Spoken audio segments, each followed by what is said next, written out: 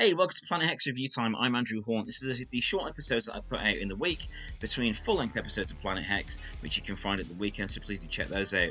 This is a show where I review stuff that I've discovered or rediscovered or visited anew in some way. And this episode is going to be about the Lords of Salem, the Rob Zombie movie. Now, Rob Zombie's output in some ways has been hugely important to me in my life. Very, very influential in terms of the stuff he did with White Zombie, for example. The first two White Zombie albums were absolutely everything. They were like the soundtrack to a lot of my teenage years. In particular, Astro Puke 2000, that was a phenomenally important album to me back in the day. Then, of course, he moved on to making movies. He's made like the Halloween remake, Devil's Rejects, House of a Thousand Corpses, most recently The Munsters, but he also made the Lords of Salem. Again, starring his wife, Sherry Moon Zombie, in the lead role as Heidi LaRock, otherwise known as Adelaide Hawthorne. It's also got Bruce Davidson in it, Jeff Daniel Phillips, Judy Geeson, Meg Foster, Patricia Quinn, and a certain Dee Wallace. That's a name that would be familiar to a lot of horror fans out there. Now, this is one I'd heard bad things about it. Mind you, I'd heard bad things about a lot of Rob Zombie's movies, but hey, I don't always agree with critics. I don't always agree with opinions of people I know and my friends and family and things like that. But I wanted to check this out, see what it was like for myself, and I was pleasantly surprised. It's better than a lot of stuff I've seen from Zombie. I have no issue with Rob Zombie. I think he's an awesome person, but I don't think every movie hits the mark for me personally anyway. But Lords of Salem, I enjoyed this because it displayed a lot of 70s influences. The influences in this are really, really quite evident. So I see evidence of influences from people like Lucio Fulci, Dario Argento. I can even see some of the cinematography I can see was inspired by Kubrick in things like The Shining. So it's an interesting movie.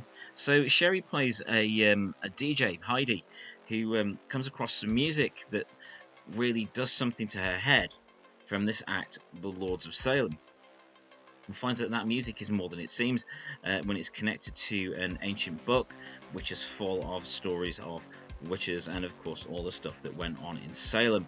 And then it gets a little bit surreal. And Heidi starts having visions of the past, of past lives, of strange rituals, of terrifying, nightmarish visions, and some of those start to bleed through into reality. And I enjoyed it for the most part. For the most part, it was really good. In terms of cinematography, it's solid. The sound design is excellent, so the score and the overall sound design is just fantastic.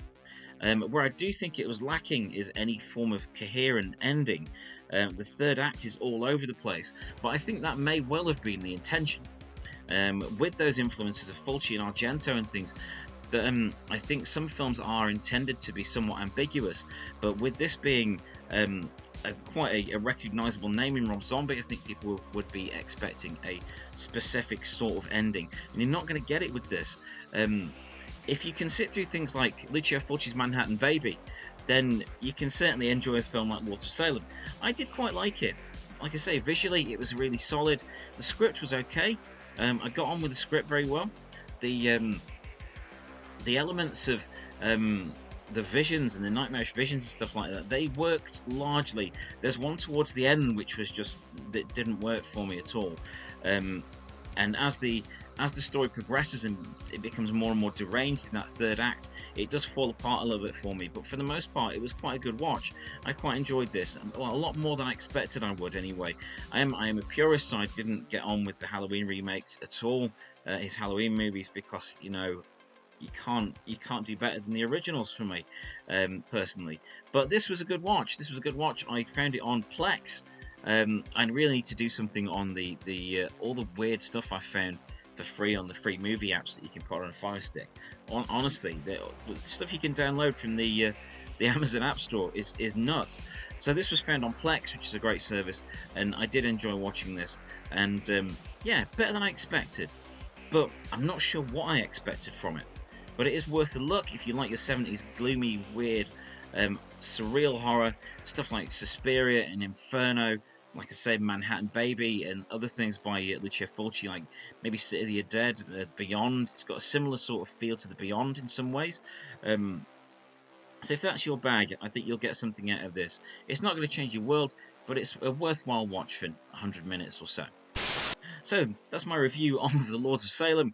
Please do like and subscribe if you like this sort of thing. I put these mini episodes out in the week, and at the weekends a full-length episode of Planet Hex. Thank you very much for watching.